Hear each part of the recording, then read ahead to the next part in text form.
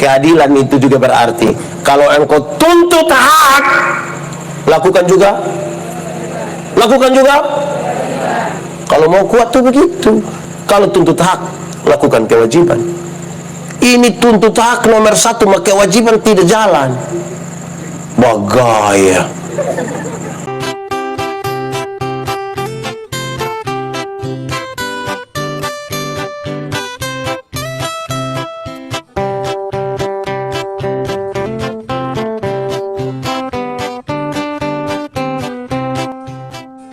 Bapak Ibu Saudara, mari kita berdoa untuk pemberitaan firman Tuhan.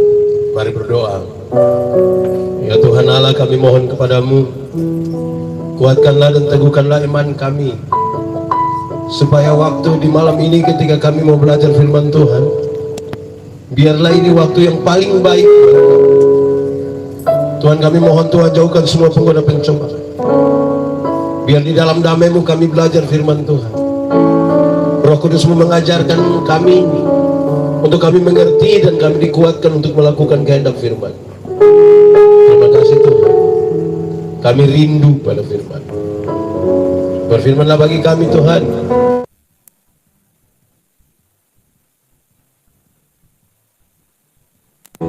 Mari silakan duduk semua. Bapak Ibu Saudara-saudara, shalom. Dalam sukacita kita di kebaktian penyegaran iman di malam yang kedua ini, tema kita adalah strong in God, kuat di dalam Tuhan. Saya ingin kita renungkan ulang satu bagian pembacaan ini untuk kita nilai kita ini kuat di dalam Tuhan atau tidak. Efesus pasal 6 ayat 10 sampai ayat yang ke-20. Yang sudah dapat katakan amin. Amin, betul. Separuh dia tidak buka juga amin. Itu dia tidak kuat, itu dia tipu. Efesus 6 ayat 10 sampai ayat yang ke-20, perlengkapan rohani. Akhirnya hendaklah kamu kuat di dalam Tuhan, di dalam kekuatan kuasanya. Kenakanlah seluruh perlengkapan senjata Allah supaya kamu dapat bertahan melawan tipu muslihat iblis. Karena perjuangan kita bukanlah melawan darah dan daging, tetapi melawan pemerintah-pemerintah, melawan penguasa-penguasa, melawan penghulu-penghulu dunia yang gelap ini, melawan roh-roh jahat di udara. Sebab itu, ambillah seluruh perlengkapan senjata Allah supaya kamu dapat mengadakan perlawanan pada hari yang jahat itu dan tetap berdiri sesudah kamu menyelesaikan segala sesuatu. Jadi, berdirilah tegap, berikat pinggangkan kebenaran, dan berbaju sirahkan keadilan. Kakimu berkasutkan kerelaan untuk memberitakan Injil damai sejahtera dalam segala keadaan. Pergunakanlah perisai iman, sebab dengan perisai itu kamu akan dapat memadamkan semua panah api dari si jahat. Dan terimalah ketopong keselamatan dan pedang roh, yaitu firman Allah. Dalam segala doa dan permohonan, berdoalah setiap waktu di dalam roh, dan berjaga-jagalah di dalam doamu itu dengan permohonan yang tak putus-putusnya untuk segala orang kudus, juga untuk aku, supaya kepadaku jika aku membuka mulutku dikaruniakan perkataan yang benar, agar dengan keberanian aku memberitakan rahasia Injil yang kulayani sebagai utusan yang dipenjarakan. Berdoalah supaya dengan keberanian aku menyatakannya sebagaimana seharusnya aku berbicara. Demikian firman Tuhan. Berbahagia setiap orang yang mendengar firman, memelihara dan melakukan dalam hidup setiap hari. Shalom. Aduh, itu terlalu lemah, sudah tidak kuat itu. Shalom. Lebih kuat lagi. Shalom. Paulus meninggalkan jemaat di Efesus, padahal Paulus tahu bahwa jemaat ini hanya jemaat kecil. Bukan saja jumlah mereka yang kecil, tapi mereka tidak punya kekuatan politik dan tidak punya kekuatan sosial. Padahal Paulus sangat tahu bahwa dunia ini adalah medan pertempuran. Kalau dunia medan pertempuran, dibutuhkan kekuatan untuk ada di dalamnya. Amin. Semua orang akan berhadapan dengan pertempuran di dalam dunia, baik orang kaya, baik orang apa? baik orang kota, baik orang pintar, baik orang. Paulus mendefinisikan lawan ada dua. Musuh itu terbagi dalam dua. Satu, musuh yang kelihatan, dan yang kedua musuh yang. Kalau musuhnya kelihatan mungkin agak gampang. Dia datang dari sana, bangun lari. Kalau dia kelihatan. Kalau saudara pegang batu, lempar. Kalau saudara pegang pistol, kalau musuhnya kelihatan. Lalu bagaimana kalau musuhnya tidak kelihatan? Saya mau tanya kita dulu, corona itu kelihatan kok tidak? Tidak. Kalau suanggi kelihatan kok tidak? Suanggi kelihatan kok tidak? Kadang-kadang kelihatan. Di sini ada suanggi. Ada kok tidak? Nah, saudara kira ragu-ragu untuk ngomong.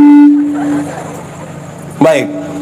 Paulus kasih tahu, apalagi kita berhadapan dengan iblis. Iblis ini kerjanya tipu-tipu. Iblis kerjanya, saya mau tanya kita, tolong jawab dan jujur. Tipu boleh kok tidak? Tipu boleh kok tidak? Tapi untuk kebaikan kita tipu boleh? Aduh, ini semula ini. Tipu boleh kok tidak? Kalau untuk kebaikan kita tipu boleh? Tidak boleh. Tidak ada tipu untuk kebaikan. Tipu itu tipu. Karena satu tipu melahirkan tipu baru. Iya. Bapak, kenapa tidak pergi gereja? Ini saya sakit Pak Pendeta. Ini tipu ini. Kita ketemu dia istri, kita bilang, Mama, bilang Bapak sakit. Karena Mama tidak tahu, memang tidak. Bapak ada baik-baik. Kita ketemu Bapak tua, kita bilang, Bapak, Mama bilang Bapak tidak sakit, Ma. Terus saya bilang, ini saya sakit tapi belum kasih tahu Mama.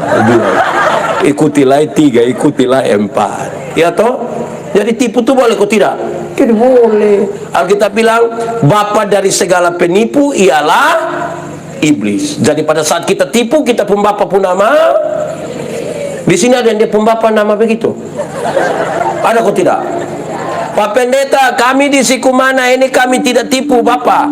Kami hanya pakai 2 kata, sebenarnya dan tapi. Bapak kenapa tidak pergi gereja? Sebenarnya saya pipa. Tapi kalau setapi itu dia tidak pilih. Kakak kenapa tidak terima jadi pengurus pemuda? Sebenarnya terima. Tapi jadi kalau sebentar pulang dari sini ketemu jemaat yang tidak datang sini, terus kita bilang, kakak kenapa tidak pergi ibadah? Sebenarnya sudah. Saya sudah lupa maksud itu tipu. Nah saudara, Paulus meninggalkan jemaat. Paulus di mana? Paulus masuk penjara. Di mana? Paulus pencuri kah? Tidak. Apakah Paulus bikin kejahatan luar biasa? Tidak. Lalu kenapa Paulus masuk penjara? Karena mau coba-coba percaya pada Tuhan Yesus. Percaya pada Tuhan Yesus, mau mengabarkan Injil, kena tangkap, masuk. Sekarang saya mau tanya, tolong jawab. Saudara percaya pada Tuhan Yesus? Betul-betul percaya? Betul? Betul-betul? Betul-betul? Berarti saudara orang percaya pada Tuhan Yesus, amin? Sudah siap? Masuk penjara? Saya lihat saudara ragu-ragu ini. Saya ulang, saudara percaya Tuhan Yesus? Sudah siap? Masuk penjara? Nah, saya tanda kamu Oke. Lalu karena di dalam penjara itu saudara, Paulus selalu berjumpa dengan para serdadu Romawi, para tentara Romawi. Dia lihat itu orang dari ujung kaki sampai ujung kepala. Sekarang untuk menasehati itu jemaat kecil supaya mereka jadi kuat, Paulus mulai nasehati. Kok ini barang kenapa? Kok saya omong dia? Tunggu saya geser sebelah. Paulus pakai gambaran tentara itu untuk menasehati jemaat supaya mereka kuat. 1, pakailah ikat pinggang yang namanya kebenaran. Ikat pinggang namanya, saudara tahu ikat pinggang? Ada pakai ikat pinggang. Ikat pinggang fungsinya untuk apa? Untuk kas kuat celana. Saudara ini ngomong tidak yakin sekali, tapi pakai untuk Ya kira-kira begitu. Saudara, hal itu serius. Kenapa? Bayangkan kalau musuh datang dari sana, Paulus mau tarik celana, kau bakal lama-lama dia mati. Nah, tentara Romawi itu, saudara, kalau dia pakai itu, dia punya ikat pinggang, itu tempat dia menyerungkan pedang. Supaya apa? Supaya dia bisa bergerak bebas. Pakai sarung, di situ taruh pedang supaya bergerak bebas, supaya jangan tarik celana lagi, lari lagi. Susah. Nah, saudara, saya mau tanya saudara, ikat pinggang itu namanya apa? Saya mau tanya, saudara hidup dalam kebenaran? Nah, berarti saudara tidak kuat. Karena untuk jadi kuat mesti tinggal di dalam. Ada dua kata dalam bahasa Indonesia, benar dan betul. Benar dan betul sama kok beda? Beda kok sama? Sama kok beda? Beda kok sama? Sama. Dia pun tulisan beda, dia pun arti sama. Benar bisa berarti betul, betul bisa berarti. Tapi dua kata yang sama ini sama-sama diberi awalan ke dan akhiran an. Benar akan jadi kebenaran, betul akan jadi. Masih sama artinya? Tidak, beda. Kebenaran arti yang lain, kebetulan arti yang. Sekarang saya mau tanya, hari ini saudara ikut KPI di sini, ini kebenaran atau kebetulan? Oh, saya kira kebetulan memang tidak. Ini kebenaran. Oke, kalau kita masih hidup hingga hari ini, kebenaran atau kebetulan? Kalau Tuhan Yesus mati bagi saudara-saudara, kebenaran atau kebetulan? Mantap, untuk Tuhan kebenaran semua. Saya geser sedikit. Kalau kita kulit hitam, kebenaran atau kebetulan? Saudara mulai sudah. Saya mau tahu, kalau kulit hitam kebenaran atau kebetulan? Saudara tahu, saudara tidak akan kuat kalau tidak belajar menerima diri sendiri dulu. Amin kok. Ini kita ini sekarang ini seolah-olah kalau kita ikut TV itu, iklan-iklan kecantikan kulit mengarahkan kita untuk ambil keputusan seolah-olah kalau orang kulit putih itu lebih baik dari kulit hitam. Akhirnya setiap kali yang kulit putih berdiri di muka, yang kulit hitam dong kegelisah bagaimana dia begini. Padahal ada lagu dulu bilang, biarlah yang hitam jangan harapkan. Mau pakai okir juga tidak bisa. Saudara mau pakai pemutih juga di muka, leher di bawah gelap lagi, dan saudara tambah pusing nanti. Terima dulu kita punya identitas diri dan baik. Kalau tidak saudara lemah. Setiap kali lihat orang lebih putih saudara langsung lemah. Aduh, saya kalah sudah. Kalau dia lebih glowing. Kalau kita rambut keriting, kebenaran atau kebetulan? Oh, saya yakin. Saudara yakin? Saya khotbah di banyak acara mendorong budaya positif Valentine. Saya bilang begini, di hari kasih sayang ini, yang paling akan menikmati belayan seorang suami itu adalah ibu-ibu yang rambut keriting. Yang rambut lurus itu dibelai tidak enak. Mungkin karena lurus dia licin. Kalau tidak balicin, kita belai, kita bilang sayang. Itu tidak. Yang keriting itu kalau dibelai menarik. Sayang. Jadi saudara jangan gelisah hanya karena rambut keriting. Kalau tidak, setiap kali lihat orang lurus saudara langsung gitu. Oke, mari kita bicara kebenaran. Banyak orang Kristen merasa dia tinggal dalam kebenaran, padahal belum tentu. Kenapa? Kebenaran dalam Alkitab itu punya 3 dimensi. Satu, kebenaran itu berdimensi legal. Berdimensi apa? Legalitas, ikut aturan. Semua bentuk pelanggaran terhadap aturan Tuhan tidak mau, itu salah, Tuhan tidak suka. Jadi harus ikut yang benar, ikut aturan. Paulus kata jemaat, kamu ada jalan baik-baik ikut aturan, seorang cari kamu salah, apalagi kamu melanggar aturan. Jadi kamu sekecil lagi mau kuat ikut aturan. Amin. Itu sama kayak naik motor. Tahu motor? Pernah naik motor? Siapa pun motor? Siapa punya? Oh, selunas. Yo, beli motor ingat kok kas lunas. Itu Tuhan tidak suka beli habis tidak kas lunas. Oke, kalau saudara naik motor, SIM ada, STNK ada, pakai helm, lampu-lampu ada, kaca spion ada operasi lalu lintas di jalan Eltari, berani masuk atau tidak? Berani. Kita ikut aturan, masuk.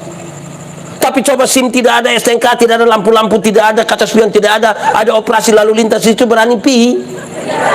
Berani pi? Kok kenapa tidak berani? Kan kamu pohon polisi. Kaca spion ada, dong operasi lalu lintas di Jalan Entari, masuk. Sampai situ polisi tidak tahan, kita putar kembali. Polisi bilang, kenapa putar kembali? Pak, tolong tilang saya. Mau kuat ikut aturan, yang biasa tidak ikut aturan dong, itu yang lemah Bapak. Amin kok. Mau bertahan karena mana? Ikut aturan, aman. Kedua, kebenaran dalam Alkitab berdimensi moral. Berdimensi apa? Moralitas. Dalam moralitas itu ada integritas diri, kesatuan antara pikiran, perkataan, perbuatan. Kebenaran itu berdimensi moral. Berdimensi apa? Kenapa moral? Saudara, saya mau kasih saudara, yang kelihatan baik belum tentu dibangun di atas moral yang baik. Belum tentu. Ingat bahwa tidak semua senyum tulus. Kita datang, kita bilang selum, kita lewat Jadi yang kelihatan baik belum tentu benar Bapak. Amin kok. Betul kok. Yo, saya khotbah deh, ini bang semua di Kota Kupang ini. Saya bilang ini ibu-ibu di bang, don cantik-cantik semua. Mau lihat jauh, kau lihat dekat tetap cantik. Don pakaian bagus-bagus, kerja lagi di ruangan yang bagus, tertata rapi lagi. Kita pi bang ini sampai tidak mau pulang. Kayak mau lihat seterus dong pemuka ini. Kita baru naik tangga, sampai tangga terakhir. Don tanya, selamat siang, ada yang bisa kami bantu? Terus saya tanya dong, ibu-ibu, siapa yang di rumah ketika bangun pagi pas suami pun bangun, dia langsung bilang, selamat pagi, ada yang bisa kami bantu? Jadi yang kelihatan baik harus dibangun di atas moralitas yang benar. Amin kok. Saya mengajar ilmu berkhotbah, orang tanya saya, pendeta, khotbah yang baik itu yang karmana? Saya lupa maksud. Khotbah yang baik itu tulis atau tidak tulis, berapi-api atau berair-air. Khotbah yang baik bukan soal tulis atau tidak tulis, bukan soal berapi-api atau berair-air. Khotbah yang baik itu omong karmana, bikin karmana, omong karmana. Khotbah yang baik itu omong karmana, bikin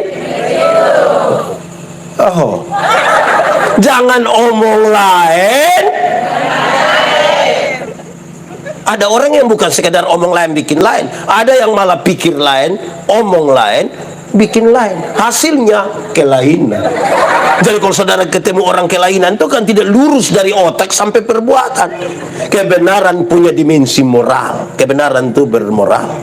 Ketiga, kebenaran itu punya dimensi sosial. Dimensi apa? Sosialitas, kepekaan untuk turut ambil bagian dalam penderitaan orang lain.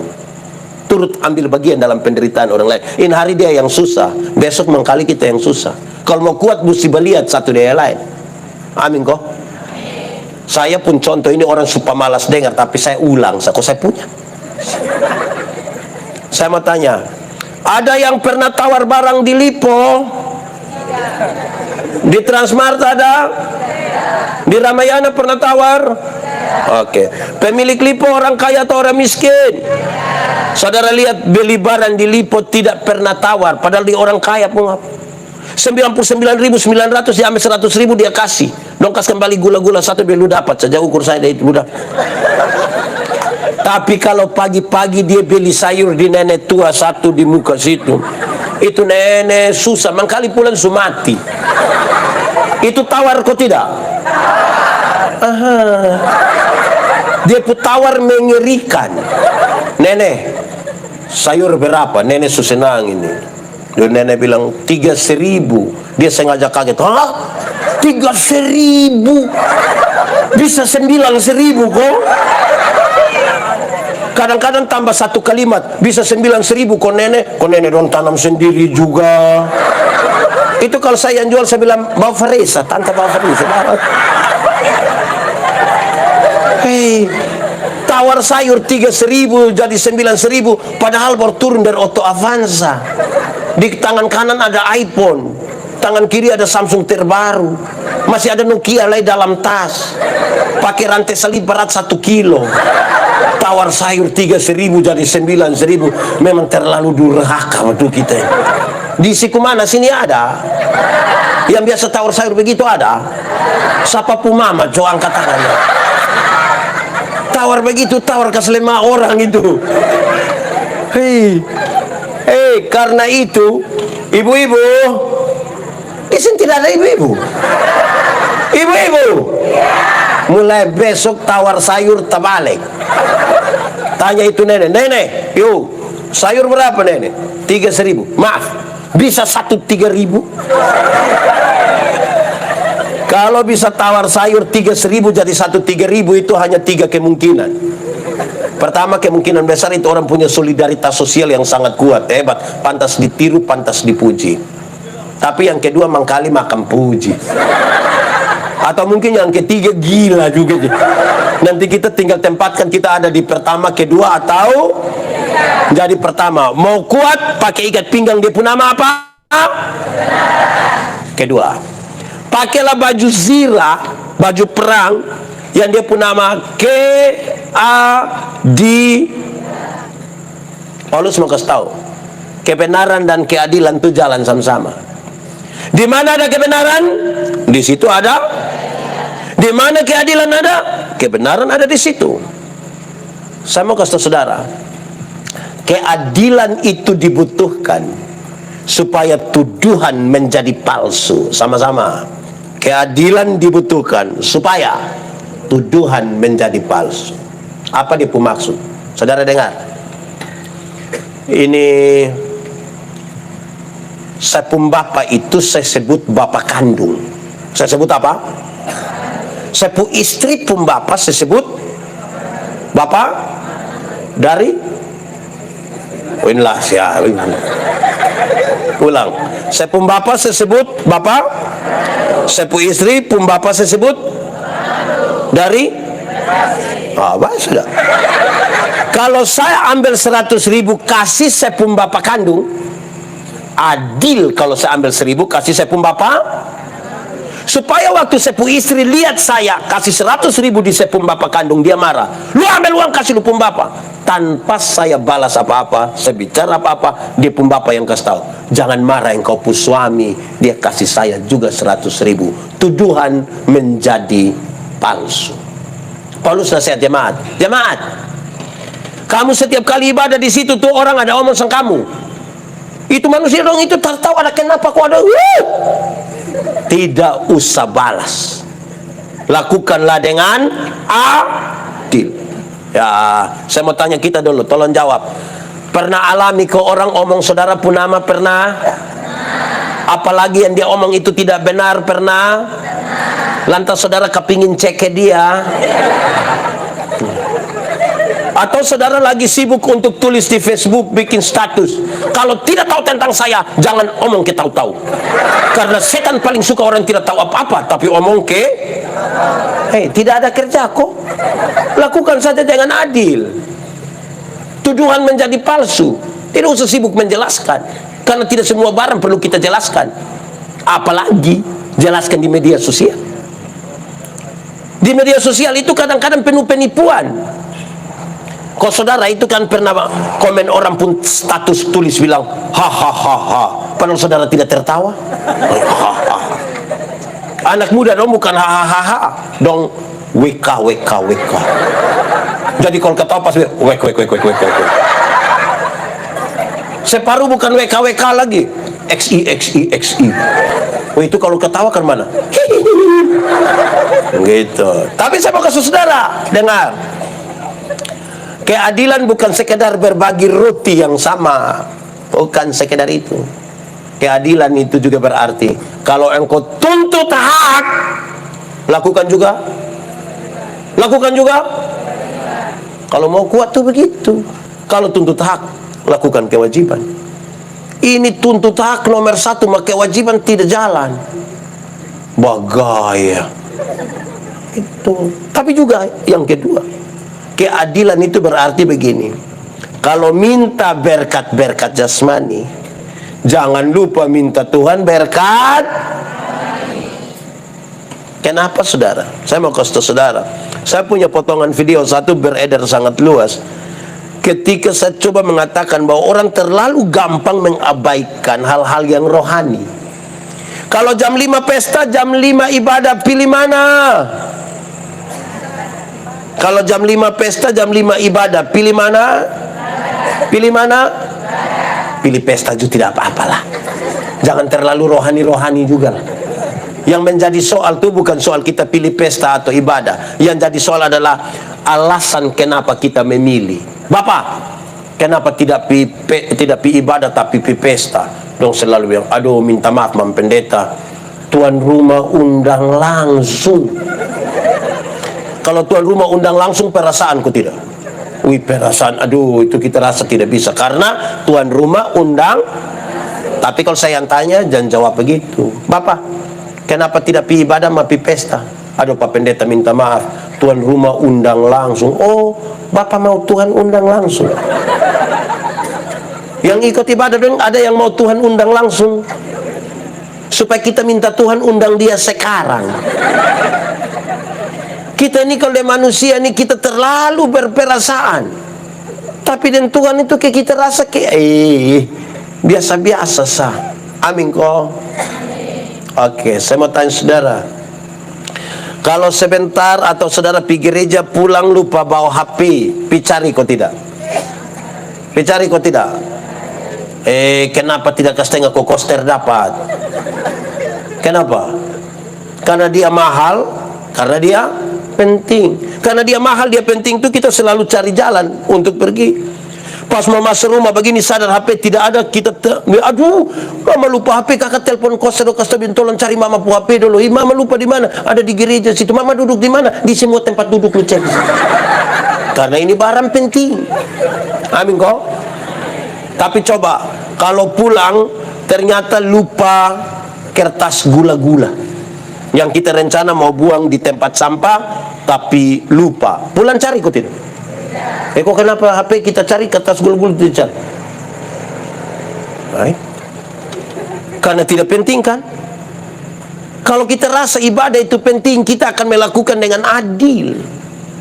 Saya mau tanya kita dulu. Ini pernah tahu itu bantuan tunai langsung kok dari pemerintah? Pernah kok? Pernah dapat juga? Bukan tidak dapat.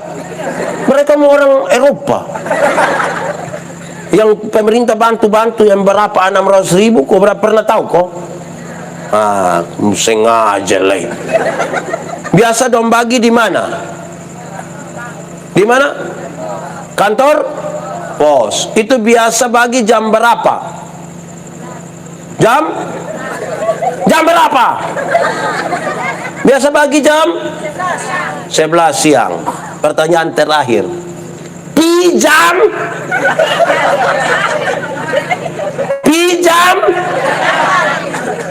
Hai, kok kenapa dia bagi jam 11, saudara pi setengah 3 pagi? Tapi kalau ibadah, aduh Tuhan nih. Mam Pendeta, di Pniel ini gereja biasa jam berapa?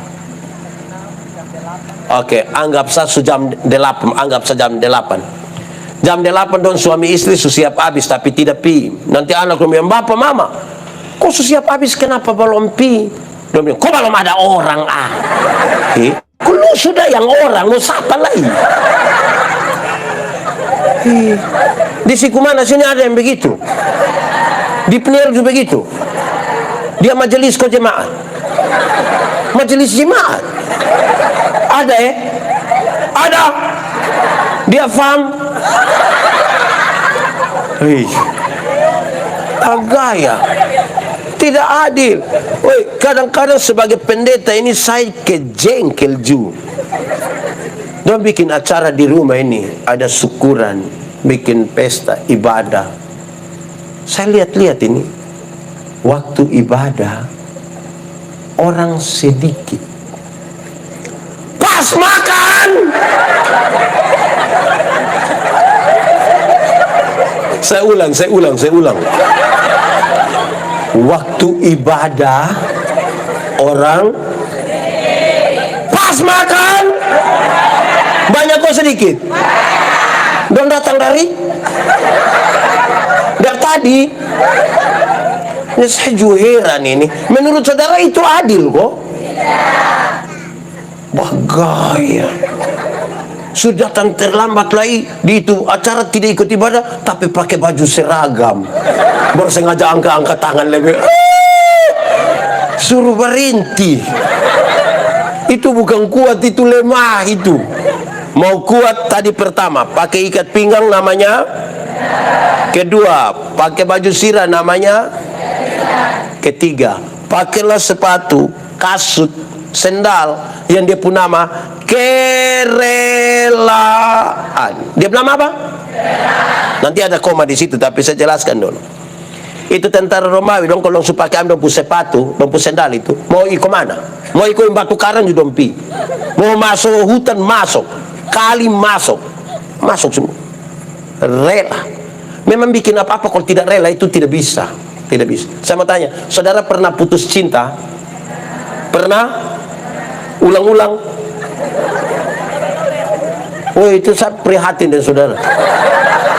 Tapi saya mau kasih tahu, putus cinta baru saudara tidak rela, tidak move on, itu sudah, saudara akan sakit hati dari tamat SMA sampai mati. Karena nanti itu nyongkas le foto dan dia pun tante saudara yang tersinggung. Nanti saudara capture itu foto, baru lingkar merah di itu tante pun kepala, anak panah merah tunjuk di itu tante pun mata. Messenger itu laki-laki bertanya, siapa tuh? Saudara sakit hati sampai mati. Rela. Saya mau kasih tahu saudara, anggap saudara ada satu baju yang itu baju paling geng sudah. Pokoknya pi pesta juga itu baju, pi gereja juga itu baju, pi orang mati juga itu baju, kumpul keluarga juga itu baju, KPI juga itu baju sudah. Pokoknya itu warna hitam itu baju sudah itu. Terus ini satu saat ada acara begini, ada keluarga dari kampung datang yang begini, Susi, pinjam Susi pun baju hitam itu. Kita masih pikir-pikir kau mau tolak dia pun permintaan. Terus orang tua datang, kasih. Itu yang kau pun saudara itu kasih. Sebab besok-besok kalau yang kau susah bukan kau pun baju yang bantu, saudara yang bantu. Saudara bisa bayangkan kalau dia kasih tapi tidak rela, bisa bayangkan. Itu saudara, saya bayangkan itu dia akan pegang begini. Dia pegang di ujung seperti ini. Amesu. Amete itu hari lu tambah 2.000. Amete itu hari waktu live RB di Facebook lu yang jawab. Lu yang bilang fix sayang, fix. Di si kumana ini juga familiar dan fix sayang. Awas Oke. Lantas saudara ini diangkat ambil ini pakaian, dia pergi masuk di rumah, dia ganti cepat-cepat, dia keluar datang, dia bilang, Susi, cocok kok, cocok. Terus kita, iya cocok. Pasti lu perlu buncit itu. Jadi bikin apa-apa kalau tidak rela tidak bisa Bapak. Amin kok. Dia punya sepatu namanya apa? Tapi koma di situ. Kerelaan memberitakan Injil damai sejahtera. Kalau mau kuat harus berita Injil disampaikan. Orang kalau belum berani menyampaikan berita Injil dia belum kuat. Karena apa? Ada orang yang bagaya-bagaya tapi kita bilang, "Woi, omong dan dia dulu, dia terima Yesus." Kalau Pak, kita pi omong tahu atau mulai dari mana? Oh, pi kota kujo orang tersinggung. Biar saduh. Dia jantung semua stop Bapak. Betul kok tidak? Berita Injil. Tapi saya mau kasih tahu, ada orang yang menyampaikan berita Injil salah. Kenapa? Injil itu berita pembebasan, bukan berita bikin takut.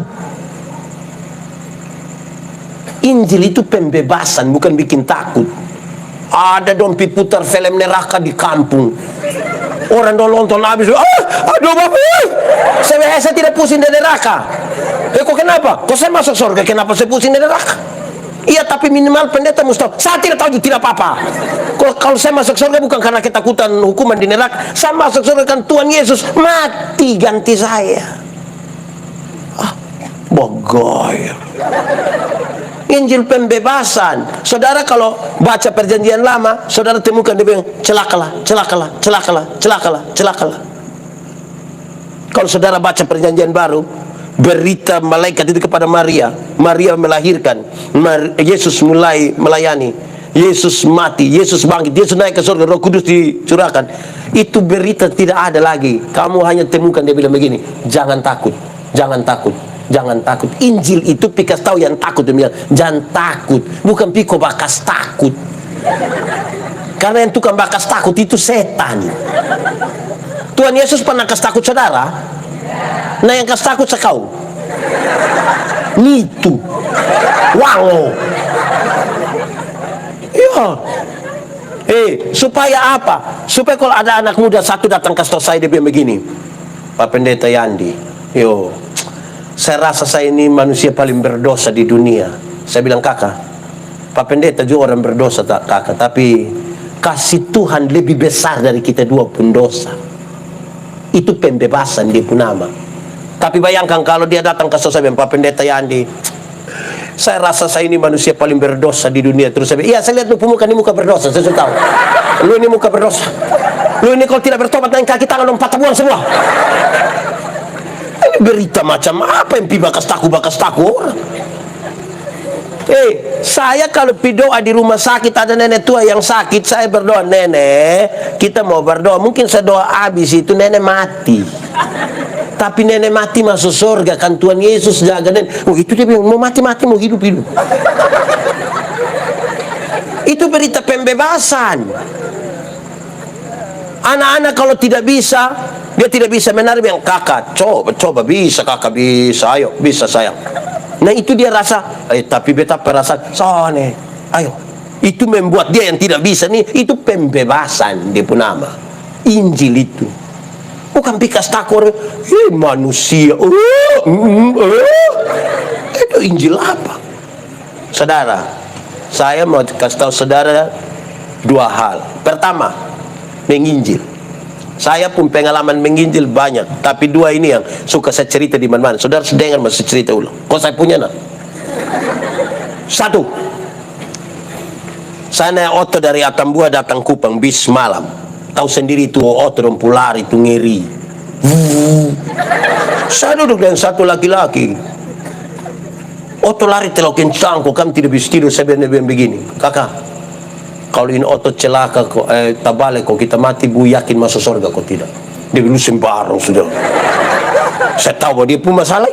Saya kasih tahu yang kakak, saya dulu takut begitu.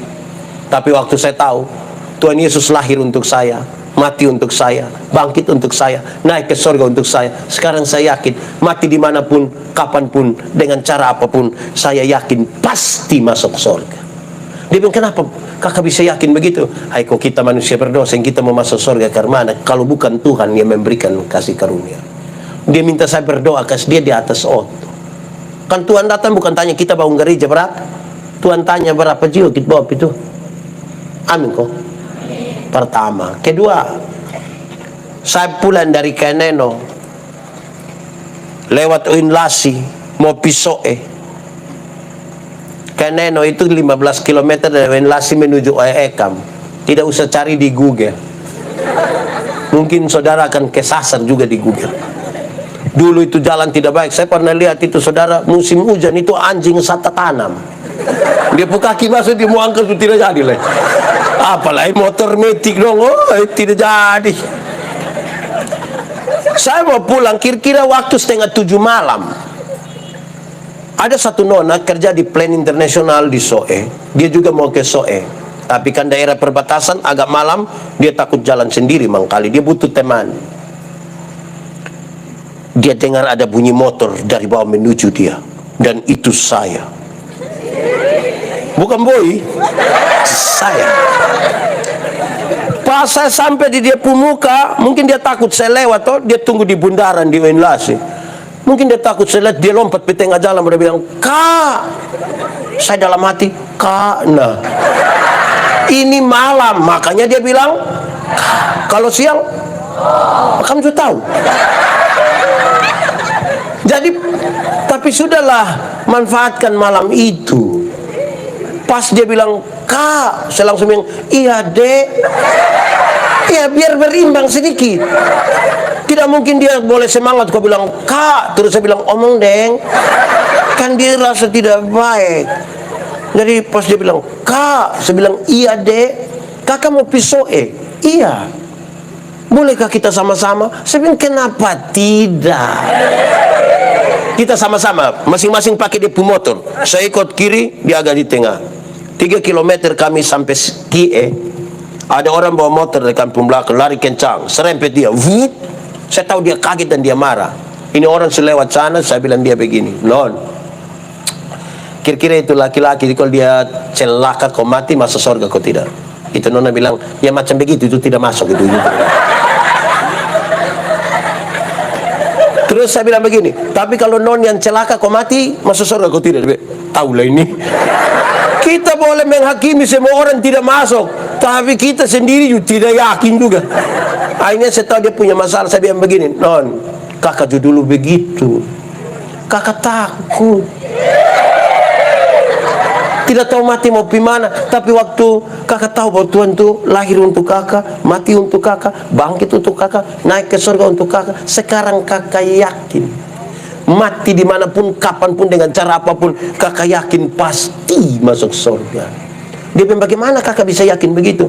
Nona, kalau kita manusia berdosa nih, manusia mungkin tidak tahu kita buat dosa, tapi Tuhan tahu, nah kita masuk surga. Dia minta saya berdoa, kasih dia. Jadi kami dua berdoa di atas motor, sambil motor jalan. Tapi kami dua tidak tutup mata.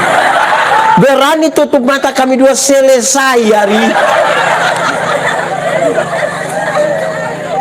Jadi menyampaikan Injil itu mesti rela. Omong. Berani kok.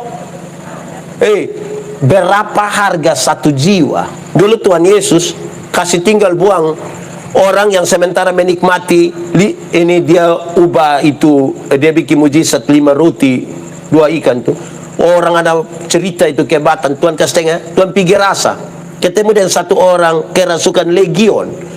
Legion itu berarti dia kerasukan roh jahat tuh 6.000 roh jahat. Kita pun teman majelis, satu roh jahat di depo otak kita pusing. Ini 6.000. Ini orang ini jahat bukan saja untuk orang lain, untuk diri sendiri juga dia jahat. Dia ame batu kok titik-titik di badan, tinggal di kuburan. Menurut banyak orang, manusia model begitu lebih baik mati. Tapi Tuhan pergi. Tuhan Yesus itu dari perahu ini, legion datang bilang, hei anak Allah, apa urusanmu dengan kami? Rupa-rupanya itu legion roh jahat itu juga kenal nama Yesus toh. Berarti kalau kita baru kenal nama Yesus, kita belum beda juga dengan itu roh jahat. Kalau dia juga mengenal nama Yesus, bahkan dia ketakutan. Alkitab mencatat di daerah itu, di Gerasa, orang piara babi. Ada berapa ekor? Berapa ekor? Berapa? BTS personil berapa? Ina dong ikol itu dong hafal. Cerita Alkitab tidak hafal. 2.000 ekor babi. Roh jahat ini minta untuk keluar ke itu babi-babi. Tuhan kasih tinggal. Itu babi 2.000 ekor jatuh turun di dalam jurang, mati buang. Orang-orang penjaga babi itu kehilangan pekerjaan. Pikir orang di kampung datang usir Yesus. Pertanyaannya adalah, apakah Tuhan Yesus tega buat orang kehilangan pekerjaan? Jawabannya tidak. Lalu kenapa Tuhan biarkan sampai itu 2.000 ekor babi mati? Jawabannya begini. Dalam struktur budaya Yahudi, babi itu haram. Orang Yahudi tidak makan daging babi. Tidak ada sei babi di Yahudi. Aroma itu tidak ada di sana. Bakso babi di situ itu tidak ada di sana. Tapi yang haram ini dong pelihara 2.000 ekor. Sementara satu jiwa yang hampir binasa dong kastenggal. Itu yang Tuhan Yesus marah. Alangkah lebih baiknya kalau ada 2.000 ekor babi mati daripada ada satu jiwa binasa. Amin kok. Sekarang cokali, kalau babi satu ekor 2 juta, 2.000 berapa? 2.000 kali 2 juta berapa? Omong! Ini yang sekolah dari rumah ini. 2.000 kali 2 juta 4 miliar harga satu orang gila yang hampir binasa itu. Pertanyaannya, Siapakah orang gila itu? Orang gila itu kemungkinan besar kita pu suami, kita pu istri, kita pu orang tua, kita pu ipar, kita pu kakak. Pak Pendeta yakin? Yakin. Ada banyak ibu-ibu datang di gereja jalan sendiri, baru ibu pendeta tanya, "Mama, sendiri? Teh papa?" Jumam tuh, ih tahu sendiri teh. Nah ini apa coba? Ini apa? Ini apa coba? Ya ini. Nah itu, saya mau tanya, penyiar Sikumana pernah bikin program pekabaran Injil dengan budget 4M? Dan sampai kita bikin bola voli, jiwa kita biarkan. Yang pemain bola voli dong mabok semua, baru bataro lagi. Jiwa, amin kok. Itu harus lakukan dia rela. Kalau mau kuat begitu. Orang kalau memenangkan satu jiwa, kuat Bapak. Tiga. Ada banyak. Satu, ikat pinggang nama. Dua, baju sirah nama. Tiga, sepatu nama. Keempat, pakailah perisai yang namanya apa? Iman. Perisai nama? Dulu itu perisai ada dua. Satu perisai kecil untuk taruh di tangan, untuk perkelahian satu lawan satu, pakai pedang. Itu dulu. Tapi ada perisai yang kedua tuh dia besar sama ke tudung apa lagi? Yang di meja makan apa masa? Kenapa? Dulu orang panah itu bukan saja dia pun anak panah tajam, tapi sebelum dong panah dong celup dulu di ter panas, bakar baru panah. Itu 200-300 biji datang sekaligus. Mau pakai yang kecil kok begini-begini mati Bapak. Jadi dia butuh yang besar supaya dia sembunyi. Apa maksudnya?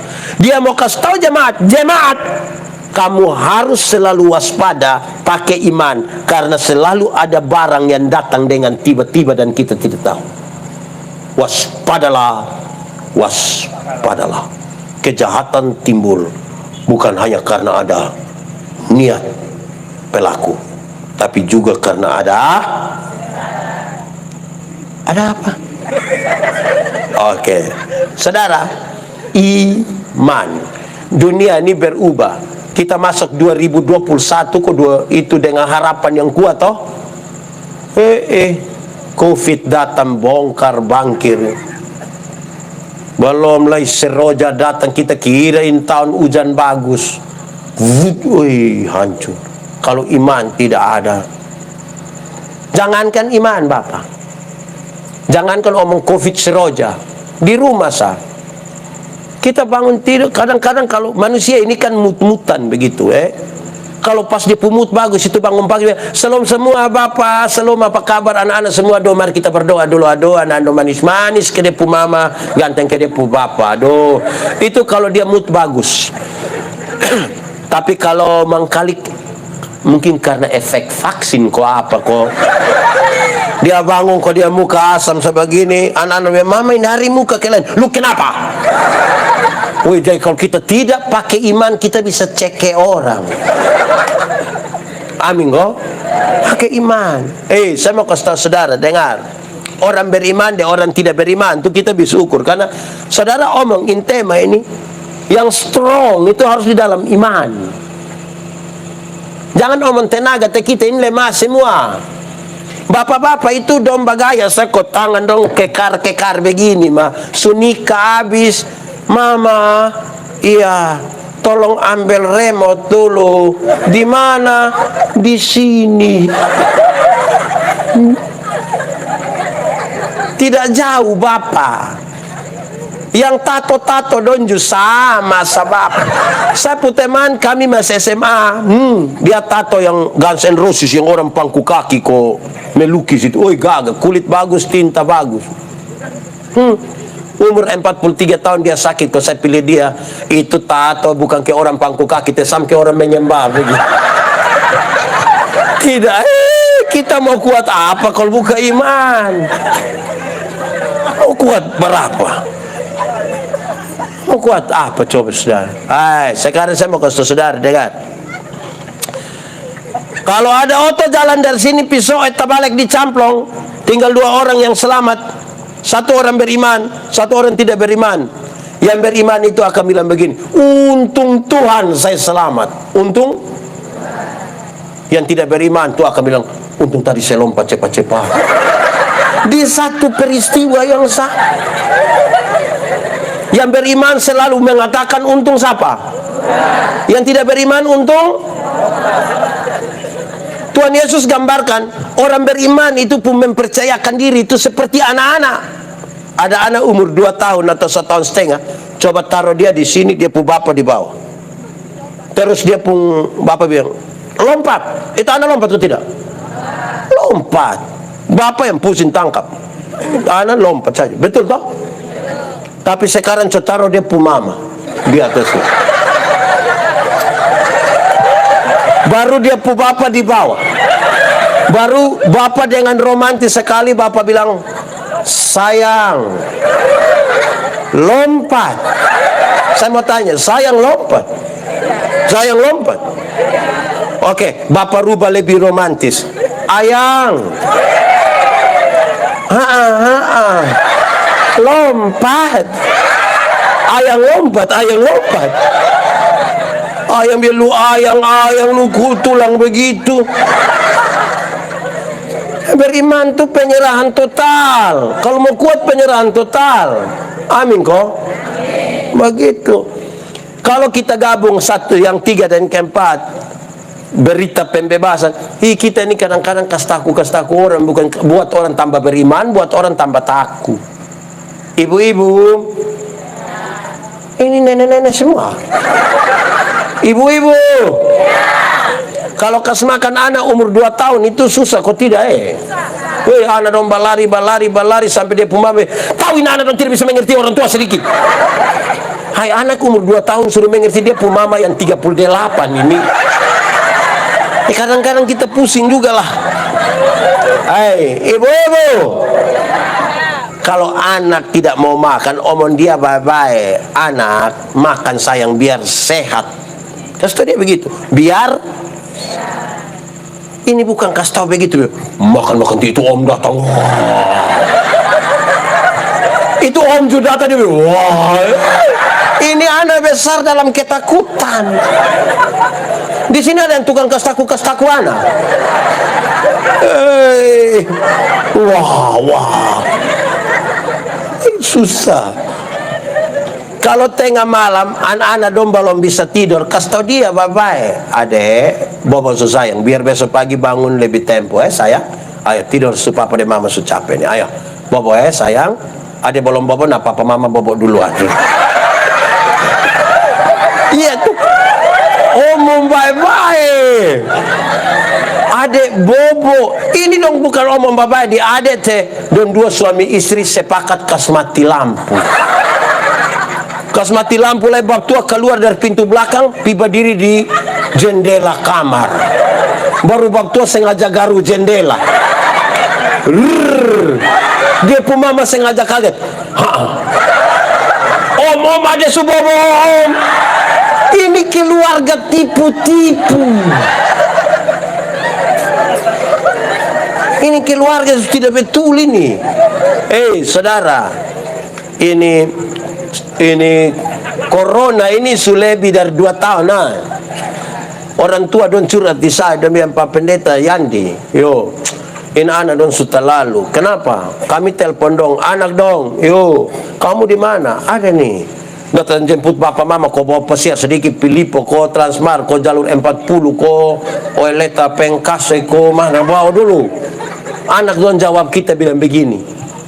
Woi, tua-tua nak tidur di rumah. Corona ada cari yang tua-tua dong.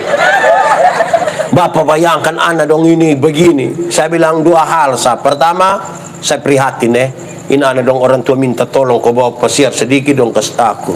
Tapi yang kedua, coba bapak mama ingat kembali dong. Ingat kembali dong. Jangan sampai tari dong masih kecil bapak mama ada kastaku sendiri. Sekarang bapak mama su tua dong su besar. Dong kastaku kembali. Apa yang kamu tidak mau orang perbuat kepadamu, amin kok. Tunggu kok saya minum.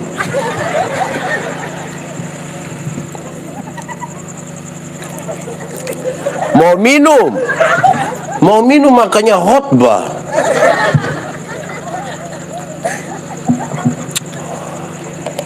Enak. Baik, saudara. Su-4 ada berapa kok? Saya tidak mau kasih tahu. 1, ikat pinggang nama. 2, baju sirah nama. Sepatu nama. Perisai nama. Kelima, pakailah ketopong. Ketopong itu penutup kepala. Helm. Masker. Tapi bukan masker bengkoang. Dia terbuat dari balek. Hanya kas keluar mata sah. Ketopong yang dia pun nama keselamatan. Paulus mau nasihat jemaat. Jemaat, kamu kepala masih terlindungi dan kami masih selamat dan masih bisa berdiri tegak. Itu karena keselamatan yang dari Tuhan. Kamu harus terima itu. Amin kok. Yang yakin masuk surga angkat tangan. Oke, turun tangan. Yang tidak yakin masuk surga angkat tangan. Oke, yang tidak tahu dia masuk atau tidak. Ini penting.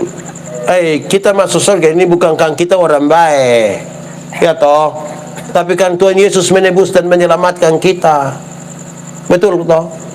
Orang pekabaran Injil dong suka pakai ini ilustrasi dan begini. Dosa itu apa? Dosa itu melanggar kehendak Allah, betul? Nah, satu hari kita langgar kehendak Allah berapa kali? Banyak kok sedikit? Bisa hitung kok tidak? Sendiri buat sendiri tidak bisa hitung. Tapi dong bilang begini, anggap saja kita pun dosa satu hari itu 3 saja. Dosa pikiran 1, dosa perkataan 1, dosa perbuatan 1. Nah, kalau satu hari 3, 1 bulan berapa? 3 kali 30 hari? 90. 1 tahun berapa? 90 kali 12 bulan. 1080. Taruhlah 1000. Jadi 1 hari 3, 1 bulan 90, 1 tahun 1000. Coba masing-masing kali dan dia pu umur.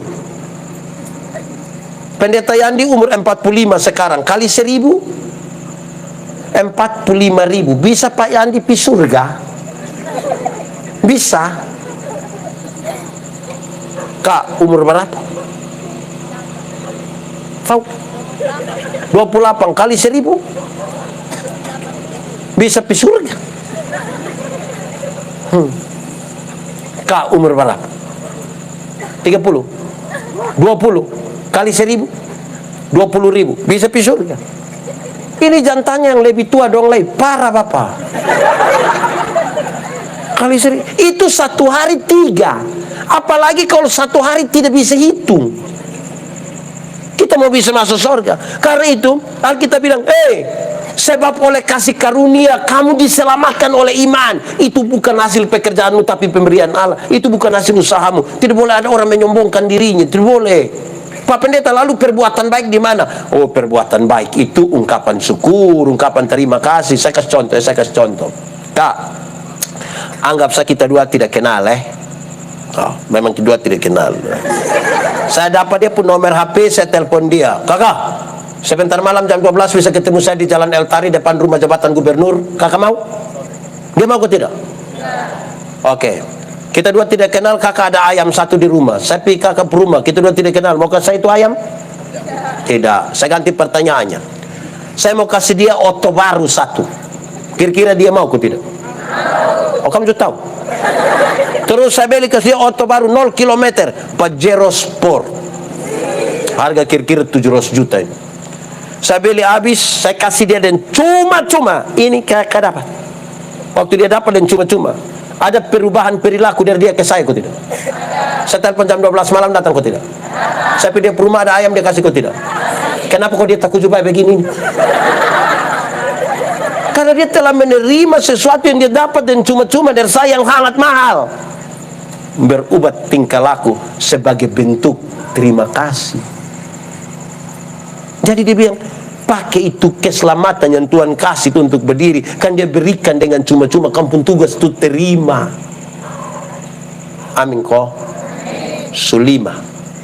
1. Ikat pinggang nama. Baju sirah. Sepatu. Perisai. Ketopong. 5 alat ini, 5 perlengkapan ini perlengkapan bertahan. Perlengkapan apa? Oke.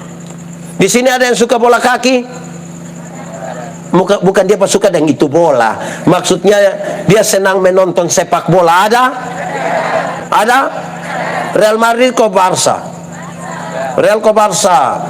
Barca kok Real? Oke, Barca. Barcelona itu biar hebat-hebat begitu, saudara. Tapi kalau hanya bertahan saja, itu terakhir lawan USA juga kalah.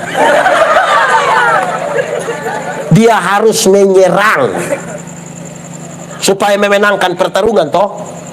Amin. Dia kasih tahu 2 perlengkapan untuk menyerang. Untuk bertahan tadi sukuat, kebenaran, keadilan, kerelaan, iman, keselamatan, bertahan. Sekarang mau menang, pakai 2. 1, firman. 1 nama apa? Firman itu yang memutuskan. Minta maaf, saya setuju dengan ini, saya tidak setuju dengan itu. Berdasarkan apa? Firman. Minta maaf, saya akan ikut ini jalan karena ini yang benar, ini salah. Firman yang menentukan, bukan karena kita 2 kawan. Dia kasih tahu, firman itu seperti pedang bermata 2. Dia iris ke depan, tapi iris juga ke belakang. Artinya, kalau kutip kasih orang lain firman, jangan lupa untuk diri sendiri juga. Amin kok. Jangan sampai sebentar saya khotbah habis, ada yang datang Mbak Pendeta, khotbah tadi pas den dia Bapak. Dan lu tidak, dan saya tidak Bapak. Dan saya itu firman datang pas sampai dia belok sedikit dia lari kiri. Tidak betul. Firman itu seperti cermin. Tahu cermin? Pernah pakai cermin? Waktu pi cermin itu kita lihat siapa pemuka. Nah, kita lihat kita diri. Kita tidak ada rencana apa-apa, pas kita pemuka baru kita bilang.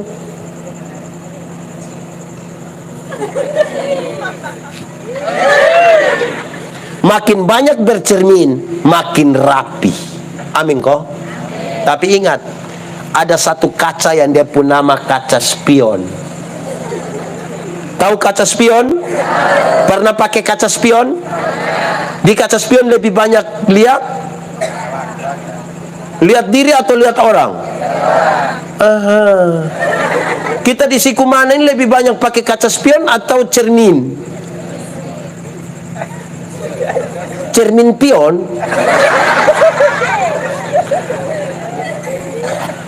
Pakai firman. Tapi saya mau kasih tahu saudara, dengar. Ini sekaligus pengajaran tentang firman. 1. Alkitab itu punya kronologi 5. 1. Penciptaan, kejatuhan manusia dalam dosa, rencana penyelamatan Allah, kedatangan Yesus Kristus, janji untuk hidup yang kekal. Siapa yang baca firman, dia harus tahu dia baca di bagian mana. Kalau tidak, dia tidak tahu konteks. Karena ada ayat bilang begini, gigi ganti gigi, mata ganti mata. Berarti, Pak pukul saya, balas. Tapi ada ayat bilang begini, kalau ada orang menampar pipimu yang satu, berikan juga pipi yang, berarti balas kok tidak? Sekarang saya mau tanya, ikut yang mana?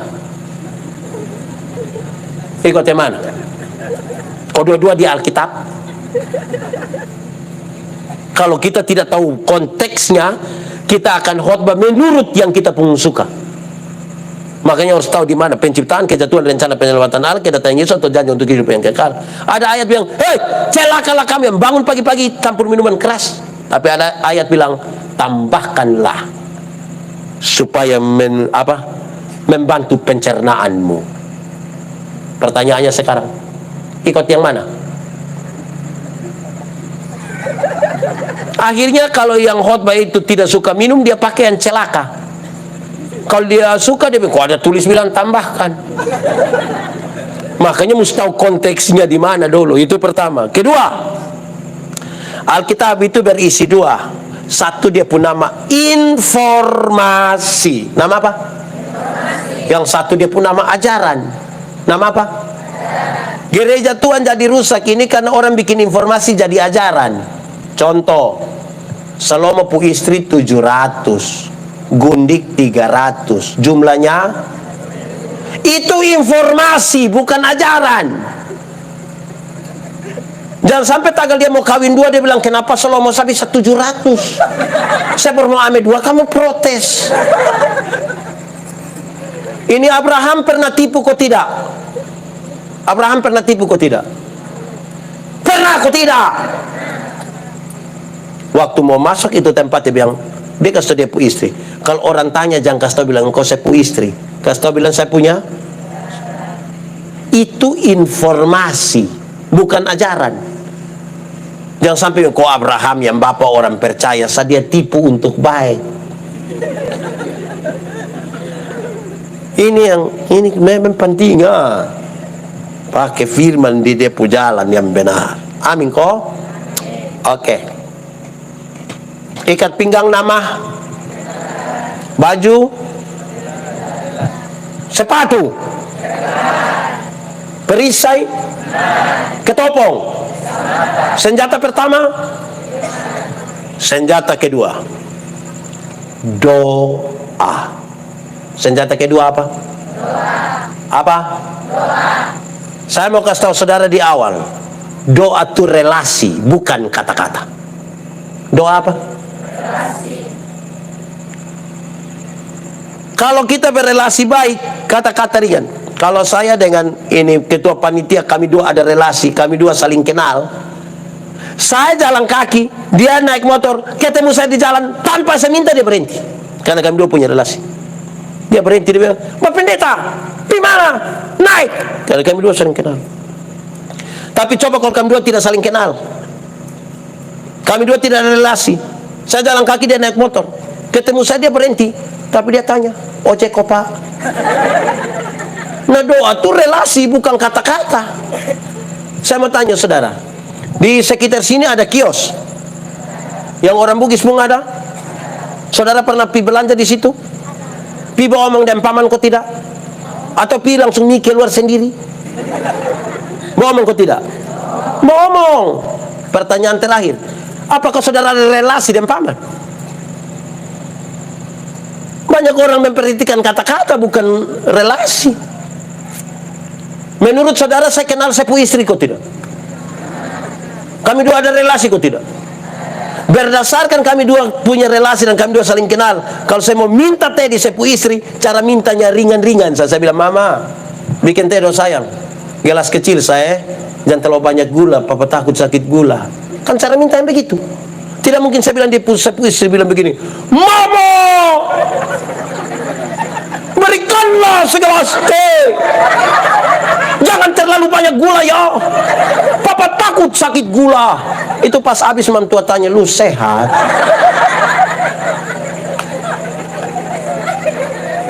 Mari sini dulu penari. Mari sini. Saya mau jelaskan doa ini supaya saudara lihat. Jangan sampai kita berdoa sama kita omong-omong sah. Mari sini. Oke. Kak, nama siapa sayang? Gladys. Oh, Gladys. Itu kita Alphonse. Gladys. Oke, Gladys. Anggap saja sebentar Gladys mau numpang di Pak Pendeta pun mobil. Di oto. Mau naik oto. Itu kira-kira cara Gladys minta ke beta tuh mintanya bagaimana? Bapak bisa numpang kok. Betul? Bisa omong lebih panjang sedikit? Silakan. Bapak Pendeta bisa numpang pulang kok. Kak, rumah di mana? Di bawah sih bisa di lapangan. Oke, boleh. Oke. Menurut saudara dia pun cara minta betul? Betul? Betul. Bayangkan kalau Gladys mau minta naik oto, mau minta numpang di beta pu oto, buat dia begini. Pak Pendeta, sebentar, beta pu oto, baik.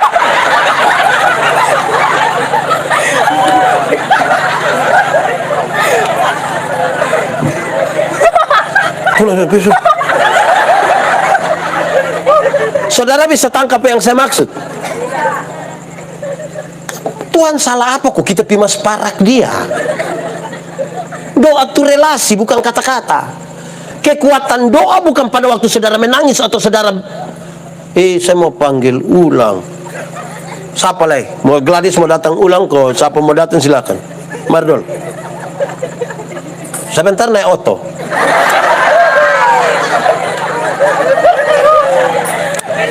Marsin saya butuh jelaskan ini supaya jemaat mengerti.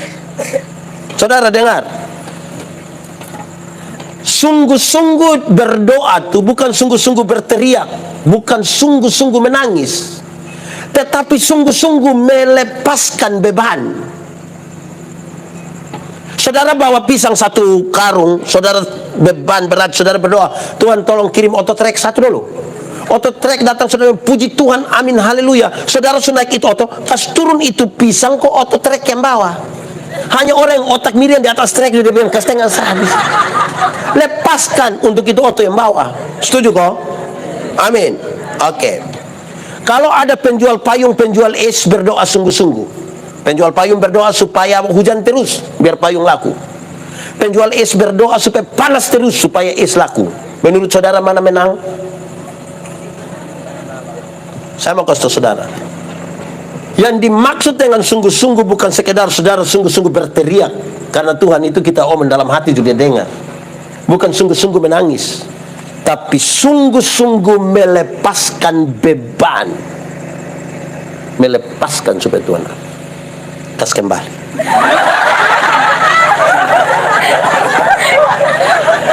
Iya, nama siapa sayang? Iren. Right. Sungguh-sungguh melepaskan beban. Dalam relasi tadi, dalam relasi kita menyampaikan, iya toh?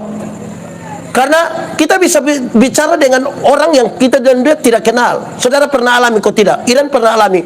Pas Iren telepon begitu, itu nona satu bilang, nomor yang Anda tuju. Pernah alami? Kenal itu nona? Dia anak si kumana? Akamsi. Jadi doa bukan kata-kata, relasi. Makasih. Dah. Sebentar naik oto. Di ayat 18 saya jelaskan sedikit, agak panjang tidak apa-apa Atau? Saya mau kasih tahu doa. Dia kasih tahu. Satu. Berdoalah setiap waktu. Berdoalah. Jangan ikut suasana hati. Dia menasihati jemaat doa setiap waktu. Tapi kita ini kadang-kadang ikut hati pun enak. Kalau hati enak, anak dong. Dia kok kita doa mari teh. Orang hati senang itu bisa dua. Kalau dia senang dia bisa berdoa, atau dia berhenti berdoa dia bisa senang-senang. Ada yang susah dia doa. Ada juga yang pas susah dia bilang, kok kita doa-doa juga sama. Waktu di sebelah tidak tahu doa mah dia ada bye-bye. Berdoalah setiap. Kedua, dia bilang begini. Ayat 18, coba baca kobet, dengar ulang. Cepat! Bukan, berdoalah. Oke, kedua, berdoalah di dalam roh. Berdoa dalam roh itu bukan berarti saudara pergi belajar bahasa roh kok berdoa dalam bahasa roh. Karena bahasa roh itu tidak bisa diajarkan. Nanti roh yang bekerja untuk menyampaikan. Dan bahasa roh itu kalau disampaikan itu dimengerti karena ada orang yang menerjemahkan supaya kita tahu. Karena menurut pertama Korintus 14, kalau kamu omong kalau tidak mengerti itu apa? Tidak penting bagi pembangunan jemaat, dia bilang. Lanjut berdoa roh, dalam roh. Roh yang dimaksud itu Roh Kudus. Saya mau kasih saudara, pertama, Roh Kudus itu menyatukan kita dengan Tuhan. Yang kudus, yang sembah, kita sembah itu Tuhan. Yang kudus tidak dapat bersatu dengan tidak kudus. Karena itu mau berdoa mesti jaga kekudusan. Yang terang tidak dapat bersatu dengan yang gelap. Roh Kudus itu yang menyatukan kita. Kalau kita di terang sini bisa lihat orang di gelap. Kalau orang di gelap bisa lihat kita di terang. Karena itu jaga kekudusan. Dia berdoa dalam roh. Itu bagian pertama. Bagian yang kedua saya mau kasih saudara. Dengar ini. Berdoa dalam roh. Kalau saudara baca Roma 8 ayat 28, dia bilang begini, Allah turut bekerja untuk mendatangkan kebaikan. Orang suka itu ayat kok bikin status pakai baik juga. Tapi sebelum ayat 28 ada ayat 26, 27. Dia bilang begini, roh berdoa untuk hal-hal yang tidak terungkapkan, tidak terkatakan. Kenapa? Ada dua alasan. Pertama, manusia tidak tahu 1 menit ke depan dalam hidupnya apa yang terjadi. Manusia tidak tahu. Itu roh yang tahu. Kedua, ketika manusia ada dalam masalah, manusia tidak tahu apa yang paling benar menurut Tuhan untuk dia lakukan. Karena itu roh yang berdoa untuk hal yang tidak terkatakan itu. Paham ayat 26, 27 itu baru boleh katakan Allah turut bekerja untuk mendatangkan kebaikan. Makanya dia ingat, berdoa senantiasa, tapi juga kedua, berdoa dalam roh. Ketiga apa? Apa? Kuat sedikit. Berdoa itu dalam berjaga-jaga. Ini satu bagian di mana dia mau ajar kita. Hei, kamu pembagian mana? Tuhan pembagian ada, tapi kamu pembagian mana? Kamu mesti berjaga-jaga. Saya mau tanya, di sini yang ikut KPI ini ada yang punya kios? Kau di rumah ada? Ada kok tidak? Ada Saya mau tanya saudara, siapa yang karena dia suka berdoa mulai sebentar malam dia pulang dia bilang begini, anak-anak dong, mama dan bapak kasih ingat, mulai sebentar tidak usah lagi tutup kios, kamu tidur saja, karena kita sudah berdoa. Bisa? Kemungkinan besar besok beras dong tidak ada lagi. Jadi berjaga-jaga itu kita juga siapkan toh sesuatu toh. Bisa, nanti saya jelaskan paling terakhir. Tapi yang kedua, dalam konteks itu dia mau kasih tahu, berjaga-jagalah akan kedatangan Tuhan. Amin. Tuhan datang harus menemukan kamu dalam keadaan berdoa. Jangan Tuhan datang ketemu kamu sementara cakar KP. Bayangkan kalau Tuhan datang temukan kita sementara TikTok.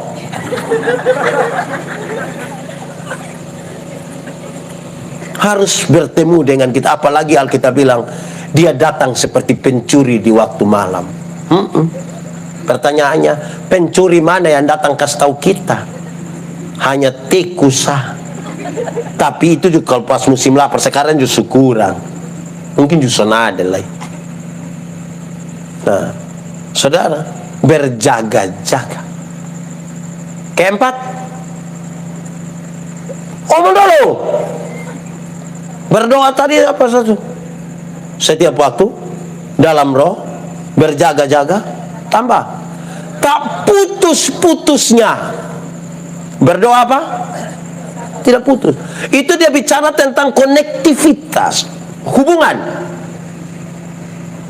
terinstalasi dan baik, relasi. Itu terinstalasi, kayak kita di rumah ada listrik toh, ada.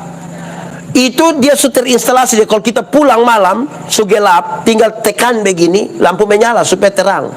Mau putar, mau kasih hidup kipas angin, AC, tinggal tusuk begini, jadi. Saudara bayangkan kalau kita tidak instalasi itu kabel dong. Pas jam 5 pulang kantor, beberapa anak dong, lihat beli kabel dulu dengan lampu. Nanti beli dan tangga bapak mau naik di itu tiang listrik untuk malam kita jangan gelap. Bisa kok. Jadi selalu terkoneksi. Tak apa-apa tinggal begini. Ada ungkapan bilang begini, Yesus hanya sejauh doa. Kedua, doa adalah napas. Amin kok. Napas. Saya mau kasih saudara, saya ini pernah napas sesak. Napas sesak itu setengah mati. Itu napas waktu hela dia sampai sini. Kayak mau mati. Kalau napas sesak sudah kita akan begini. Doa yang adalah napas itu napas normal, bukan napas sesak. Bukan juga napas buatan. Bukan juga napas yang sudah ditabung itu. Napas yang kalau kita rasa tahan, mati. Yang kelima, doa itu berdoalah juga untuk orang lain. Tentang doa dikasih tahu begitu. Berdoalah juga untuk aku, supaya kepadaku diberikan keberanian untuk menyatakan. Ada doa kasih orang lain kok? Pernah? Oke, doa apa? Doa serahkan.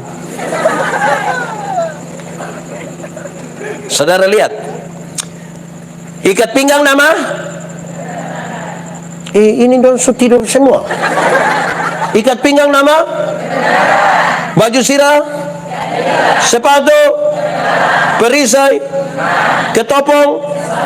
Senjata 1. Senjata 2. Ini barang menolong kita untuk kalau saudara strong in God, saudara tahu apa yang harus saudara lakukan dan apa yang harus Tuhan lakukan. Kadang-kadang kita mesti berdiam diri, tapi terkoneksi antara yang kita imani, kita pikirkan, kita lakukan. Saya suka pakai 2 contoh ini. 1, mati hidup Tuhan yang atur. Amin. Nah, itu soal iman. Yang iman ini kasih tahu di otak. Lu tahu kok tidak? Tidak? Lu kasih tahu. Otak, mati hidup itu Tuhan yang atur.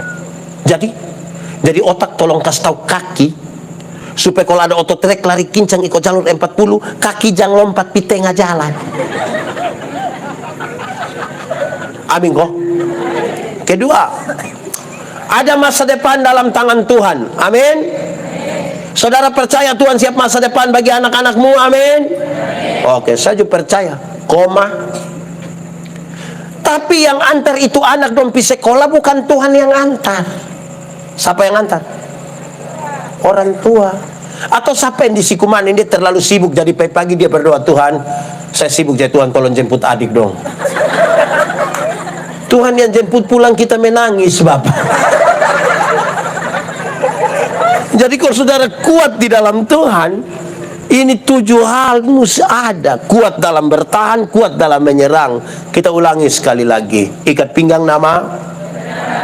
Baju sirah nama. Sepatu nama. Perisai nama. Ketopong nama. Senjata pertama. Senjata kedua. Kamu pasti kuat di dalam Tuhan. Masalah kan ada toh. Saudara punya masalah? Tidak usah omong. Saya lihat yang ini nih muka masalah semua. Masalah ialah kesenjangan antara harapan dan kenyataan. Harapan menikah umur 28, sekarang sudah 34. Masalah kok bukan?